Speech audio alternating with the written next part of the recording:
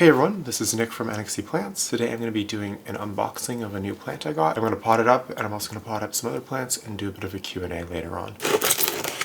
Pretty sure I did have this one on my wishlist video. This is definitely like my #1 wishlist plant. I got this in the mail from Perlator today, and I learned something really cool about how you can ship through Perlator. What you can do, especially if you live somewhere with a cold climate, is you can put your local Perlator pickup spot or office address as your address, and you just put your phone, email, and whatnot like normal, and you just can go and pick up your package from there, so it never gets, put on the truck to do that last mile delivery, so it won't ever be, sitting in the cold on your front porch. You can just go and pick it up at the Perlator office. So that was pretty cool. Good to know if you're ever shipping in winter. Okay. Hold it up for the camera. Hope you're in focus. Here we've got a cute little blood moon prop. This thing is mummified in tape and polywool. Yeah, here is the Therium blood moon. It used to be called the Hoffmanni red sinus. I hope it's showing up on camera, but you can already see the red veins. It's pretty crazy. Even on the old leaves from the back. I'm gonna hope you're in focus. It's looking really good. Okay, I think I'm gonna pot it into, one of these. Better not be chewing plants behind my back. June, you package this so much. I don't think I cut it. Okay. Wow, this is the cutest little tiny pot. Did it switch to Cataphil? No way. That's what it looks like back there, right? The most recent leaf definitely came out of a Cataphil. Yeah. That's bonkers. This is crazy. This thing's at Cataphil. It's so tiny. Okay, I'm gonna try and loosen it. Looks like it's in a mix of moss and pon and maybe bark. Nerve-wracking. Root's fused to the side. The root is fused to the side. I don't like this. Got it. Just gonna very carefully remove the substrate. This has got to be soaked and released. It's like dry enough that I really want it soaked to be released. I think that's the best bet. I have plant in some water mixed with Super Thrive, and I'm just got it in here to loosen up the root ball and remove the substrate that it came in, so I can move it into my own and get it potted up. I find, especially if the moss is on the drier side, it's a bit easier to soak the plant to get the roots free. Back now with the plant, and the roots have all been cleaned off. I'm gonna move on to potting it into one of these square pots. Okay, just feeding the wick through. Gonna add the leca. Okay, got a layer of about a ball or two deep, and I have the wick sitting on top of it, a little bit loose, so I can get some of the tree fern mix under it as well. That way it's sitting nicely into it. Okay, and I'm using my tree fern mixed with pon mixed with bark. Got it all pre-mixed here, just out of view, so I'm scooping. And then I'm gonna go reach in and make sure that wick is in the mix, that white line. Now that I know it's the right spot, I can add some more. Take something like this in front of the pot. The stem doesn't start until, probably about that far into the plant. I'm gonna make sure I reach in and try and spread the roots out wide on the bottom. That's just because I don't want the roots touching each other whenever possible. So now I've got them all splayed out on the bottom of the pot there. I'm gonna add more. I've got to be a little bit careful because I'm trying to keep the roots spread, and that should just about do it. Now I'm going to water it through in the sink. It's now all potted up, so we should be able to sit in here for a good while. Here is my Therium blood moon. Here the next day, be repotting this Carla. This is an RA5X RA10. I'm going to be getting it out of this pot and putting it into one a little bit bigger. Maybe if there's a good spot to, I might take a prop, but I don't necessarily want to. It is holding an inflow, so I got to be mindful of that. I'm going to be moving it into the same sort of style of pot, just bigger size. This is going to be quite the mess. It's been in this pot for a really long time, so I don't expect it's going to be easy to get out.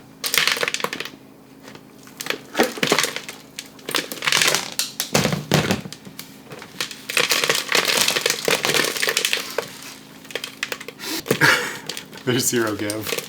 There's no give at all. Oh, jeez. Oh my gosh, I did it.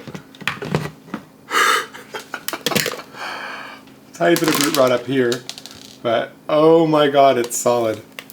I can hold it by the root ball. Wow, okay. Yes, this guy's been in here for probably over a year. And for those of you who are curious, there is still very visible fluval pots, so they're not even all gone after being in this pot for honestly like probably too long. The roots look really good. I'm not seeing really much rot at all except for this one root up here. And that's despite me letting it accidentally dry out a couple times. Just removed a rotty root. That looks to be the extent of the rot. That's funny. Just teasing apart the root ball here. See, it's a very happy plant. I'm just gonna be sitting in a pile of dirt, I guess. Let's see if I can't spot the stem. I could totally take a cut. I could totally take a cut. I don't want to take a cut though. Nah, I'd rather just not mess with the root ball. I'm worried I'd have to cut in. Okay, and I am gonna just take a cut.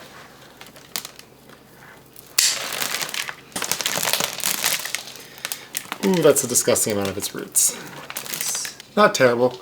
I think I needed to do that just to fit the root ball into the new pot. But here is that cutting. I'm going to add leca to the bottom of this. It's my standard sort of wick pot, just bigger. So it's got the layer of leca. Made sure I kept the wick above it. Yeah, I do think that was necessary just to clear out that root ball. I agree. I said I was going to do a Q&A for this video, but I feel like I just ended up doing stuff. How do I deal with fungal issues? I think my primary way of dealing with fungal issues is just making sure I'm adequately feeding my plants. Otherwise, I don't really have to ever treat for them. I will occasionally use Physan 20 if I have a particularly bad case of root rot, and I'll just soak the plant in there, but by and large, I don't really have any fungal issues. If I had to choose the 5 anthurium that would make the most well-rounded collection, I think I would do Carla, Bevep, Dress, Pap, and honestly Pap Lago, Pap Canal. Just because they're so easy, they grow great, and they're totally different. Assessing when and how to cut the little butt off the plant if you need to fit it into a pot, like I did today. Otherwise, just make sure you're not leaving a top cut without any roots. And some anthurium are obviously easier to cut than others. A lot don't really have any internode, and I find those ones are very difficult to cut into more than like 2 pieces without leaving a top cut without any roots. If I had access to a medical x-ray machine, would I zap seeds to promote mutations? You're just not going to get any good stuff without a lot of radiation. How to be cost efficient? I'd say a big thing is make sure you understand what you need and work towards that. And I think there's like lots of ways you can be a little bit more efficient in this hobby. And I feel like a big thing is don't like keep getting new fertilizer or new pots or whatever that you keep changing your stuff to. Like research and figure out what works for you and do your own experiments for cheap on a small scale. And then once you figure out what works for you, expand that to your whole collection. Is there another plant genus that I'm gonna see myself collecting? I think there is, and I think it's Lepanthes. It's a genus of orchids. I really like them. I have one right now, but I feel like recently a bunch of the plants I've been screenshotting on Facebook have been really, really interesting Lepanthes varieties. Just giving it my pond, tree fern, and bark mix, trying to spread out the roots before I start backfilling. I don't think I'm going to be able to get it any deeper just with how the petioles are. I think that's as much as I can fill and sink it.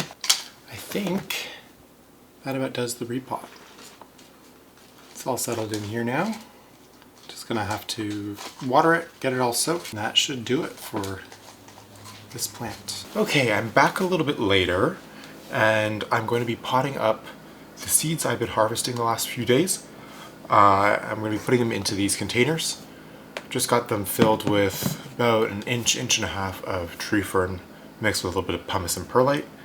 I like to sprout the seeds in there, and I keep them on heat mats, and I make sure that they're always nice and wet. So yeah, right now I've just got the seeds cleaned up. They're in labeled little glass containers right here. And I just made sure to clean the seeds. Yeah, so now all I have to do is just go through and move them into the containers. I have 3 containers out here because I've got one, a beat up Carla for me. So, and then I have a Voldemort pap crossed with an RA6 pap. And since this seed batch is a collab, I'm going to be splitting the seeds evenly into 2 containers. That way I can ship the other container to my friend who we did the collab with. So I think to start, I'm gonna do the Bevep Carla, and I've got the container labeled with the tag that I'm gonna be putting with these when I eventually get around to labeling them all up.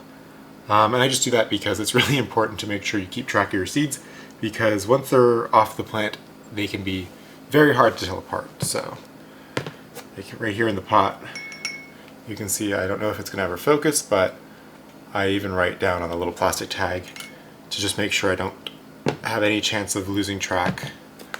This isn't gonna be really exciting to see. To my screenshots quickly. Got a question, it was my biggest pet peeves. I'm gonna stick to plant pet peeves. And I think my biggest one without a doubt is getting moss off of roots. I really hate doing it. That's a big reason I like to use tree fern pretty much wherever I normally or previously have used moss. Try to think if I have any other plant pet peeves. Oh, I know another one. This is gonna be a little bit of a hot take. I hate giving entire seed batches names. I got asked which lineages am I most interested in breeding. Interpret that as what I'm most excited to be breeding with that I have in my collection right now, just so you guys can get some ideas of what I'm working on behind the scenes. Sorry if I'm not looking at the camera at all. I am just focusing on potting these up. Please don't chew that plant. I think right now, just because I've been waiting for so long, I'm really excited to start breeding with the Wonder Boy. Another thing I'm kind of really excited about is the hybrids I've been working on with Pallitiflorum. Yeah, actually two things. Both the Wonder Boy and the King of Spades are now starting to flower. So I'll have two very different sort of aesthetically plants that'll start producing hybrids with soon. Otherwise, like if we're talking about things I'm breeding with right now, I've just been like head over heels for the Carla and Carla hybrids. I know me and everyone else, but they've just been really fun right now. Okay, answer to that question of how to be cost efficient. I'm trying to think if there's any other tips I have. Yeah, it's hard to answer like how to be cost efficient because I sell a lot of plants and I sell a lot of seeds and seedlings. My strategies are going to be a little bit different. Yours, if you're not obviously selling plants, things are a little bit different because, well, like something might, some of like let's give an example of my nutrient solution. I have some, pretty expensive additives, and if you're not trying to push these plants to the limit to breed them at a faster and higher rate, then it really doesn't probably make sense for you to be buying some of these expensive fertilizers and soil amendments and whatnot. But if you are trying to breed and then sell what you've been breeding, maybe it does make sense to spend a little bit more there to have the ability to make more seed batches or grow your plant to chop it faster. Like there's reasons why $1 today might make you a little bit more down the line. It's a little bit of a hard question to answer. Yeah, but I think my biggest cost saving thing is just like figure out what works for you and then apply it to your plants, and don't just keep trying to try out new things and change what you're doing unless you're like having serious issues and you think you would benefit from a big mix-up. Yeah, but for me, like the big thing is I keep pretty much all my plants in self-watering and most of them with reservoirs, and whether they're in pond or the tree fern mix, they're getting the same nutrient solution and they're otherwise getting treated the same, so I don't really have to do much different. And my DIY pond is a component in my aeroid mix, so I will always have that around. So for me, doing both at the same time just isn't a big deal. But maybe for you, if you are just having wild success with a pond or a DIY pond, it wouldn't make sense for you to get the tree fern, and maybe instead you would sprout your seeds on a bed of fluval or something like that, which is totally like fine. And I think the big way to save money is enjoy the hobby is to be like spending money on plants and new plants and not wasting it on supplies that are going to sit in the closet when you decide to try out something different. Hey, I got a question. If I could create an anthurium with any features, what would it look like? I think it would look something like a miniature, more velvet Ace of Spades. The Ace of Spades is pretty close to being my perfect plant. I mean, my main annoyance with it is it's just a little bit on the bigger side. So if I could miniaturize it so I could keep a dozen different ones, I think that would be incredible. Charlie, can you cut it out? Okay, I have these two questions are kind of related. I got how do I get my anthurium to upsize, and lighting, and then it says specifically for cuttings, seedlings, and grown plants. I'm going to kind of combine the two. Good light is really important for sizing them, especially quickly. It's not as important on all of them, and some of them won't behave well if they're getting even too much light. So it's a little bit species dependent, but I think the way to handle lighting is to look at your plant and see how it's reacting to the light you're giving it. If you are seeing, clear signs that the plant is bleaching or taking some damage from the light, step it back. But if the plant isn't growing or is growing super slowly, and it just doesn't seem to be always doing new growth, it might be but otherwise seems fine. It might want just a little bit more light, and it could be worth increasing the light at least until you start to see bleaching again, and then obviously step it back a little bit. But I think that's really the trick to getting good sizing, is just consistent care and then enough light. And then obviously, like at the different life stages, the plants need different amounts of light. I usually, like, I don't really like, if my seedlings are getting light, I'm happy. I give them the same light as, plants in the tents. Obviously they're not getting as much light as, the pendant plants or the queen, but they're under the 10 watt bars too. I'd say probably about 12 to 18 inches away, but some of them are off axis and it doesn't really matter. The seeds and the seedlings need very little light, but you'll know if you're not giving them enough because they'll start to stretch out pretty badly and they'll look very funny. And that's just them, trying to reach for the light, so that's a good sign that you want to increase the light. Same with if you, obviously if you're ever seeing that in your grown out anthurium, long petioles, signs of it reaching for the light, that's really how you know you're not giving them enough light. Got another question. What are some of my anthurium goals? Like if it's not like specific breeding projects or things I'm trying to create the look, because sort of when I make a hybrid or plan out a future hybrid, I have a sort of a goal look in mind. And like I understand like sometimes it might take a generation or two or even more to get to that look. So then it's usually a matter of combining mother plants with really good traits that some combination of will get me the look I'm going for. Some of my anthurium goals I think for this year are to really just go deep into the breeding and start to make just as many of the hybrids that I could possibly make, while still keeping the plants in a pretty good point of health. I think the plants right now have taken like a lot of my time that I used to spend on the plants I've started spending on YouTube, but it's been a really good chance to sort of sit down and think about my care and how I can communicate that. Yeah, it's fun.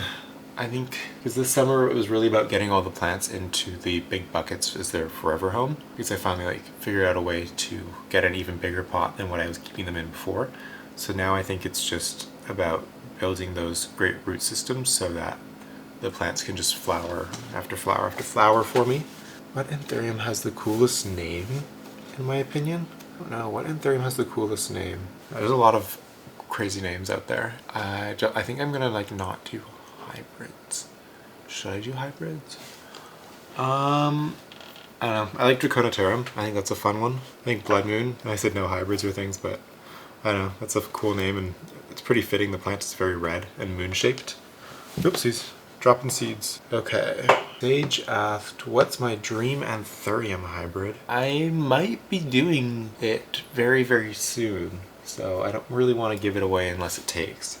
So the flower that I need to do it is coming in, and I have the pollen already stored, so I really just have to pull the plug and do it. That should be very exciting. Actually got two hybrids that I'm very interested in.